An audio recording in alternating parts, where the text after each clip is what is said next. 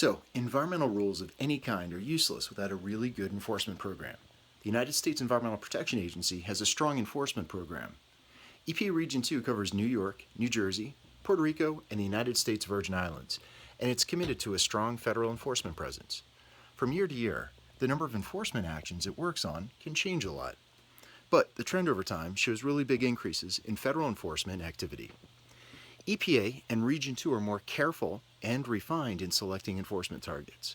This is the enforcement thinking that EPA has developed over some 40 years of environmental enforcement, and how that thinking has been implemented here in Region 2.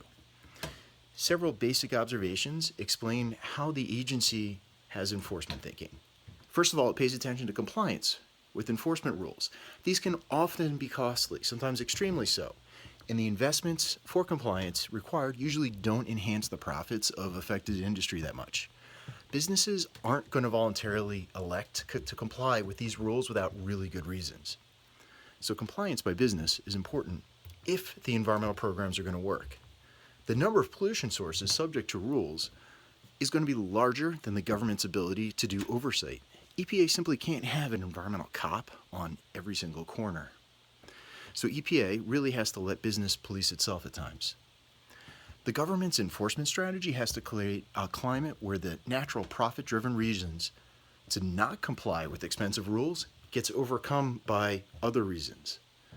Such a climate is really helpful for wide, voluntary compliance that can happen when the regulated community is finally, aware of the rules that apply to it, believe that there's a decent chance that violations are going to be found, and believe that a violation is found and there are going to be strong sanctions and penalties that happen if they're caught.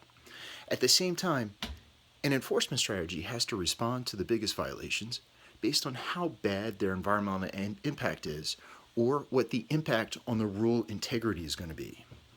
EPA decided that to have the best chance of achieving these ambitious goals, a really good enforcement strategy has to deal with 5 different parts of the enforcement process. First, you have to find affected facilities.